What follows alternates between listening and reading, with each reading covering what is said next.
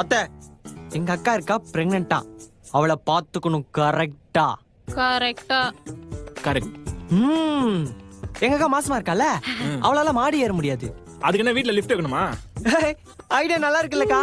அட சும்மா இருடா, அவன் தெரியாம சொல்லிட்டான் தம்பி, நீ சொல்லு. அவ ரூம அப்படியே கீழே ஷிஃப்ட் பண்ணிருங்க. ஷிஃப்ட் பண்ணிரலாம். அப்புறம் எங்க அக்காவை ஹாஸ்பிட்டலுக்கு பைக்ல கூட்டு போக கூடாது. சரி, கார் புக் பண்ணி போறோம். போங்க, கார் புக் பண்ணி புதுசா வாங்கிட்டு போங்க. எங்க அக்கா போன் அடிக்கடி ஹேங் ஆகுது, புது போன் வாங்கி கொடுங்க. உங்க அக்கா மாசமா இருக்கிறதுக்கு போனுக்கு என்றா சம்பந்தம்? அவளுக்கும் வயித்துல இருக்க குழந்தைக்கும் சம்பந்தம் இருக்குல்ல, அதான் சம்பந்தம். அதான் தப்பு. எனக்கும் மாசம் மாசம் ரீசார்ஜ் பண்ணுங்க. டேய், இவன் மாசமானதுக்கு உனக்கு மாசம் மாசம் ரீசார்ஜ் பண்ணனும். எனக்கும் எங்க அக்கா வயித்துல இருக்க குழந்தைக்கு சம்பந்தம் இருக்குல்ல, அதான். அக்காளும் தம்பி கார் மொபைல்னு பெருசா பிளான் பண்றாங்க. இது என்ன நாங்க எங்களுக்காக கேக்குறோம், இந்த வீட்டு குழந்தைக்காக கேக்குறோம். அப்படிதானே குழந்தை? ஆமா. 2 hours later. நிறைய வேலை இருக்கு.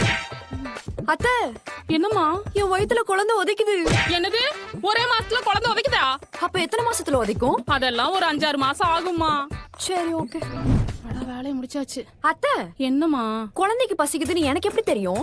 அது என்ன வேற வீட்லயா இருக்கு? ஆஹா, என் வயித்துலதான் இருக்கு. உனக்கு பசிக்கும் போதுதான் அதுக்கும் பசிக்கும்.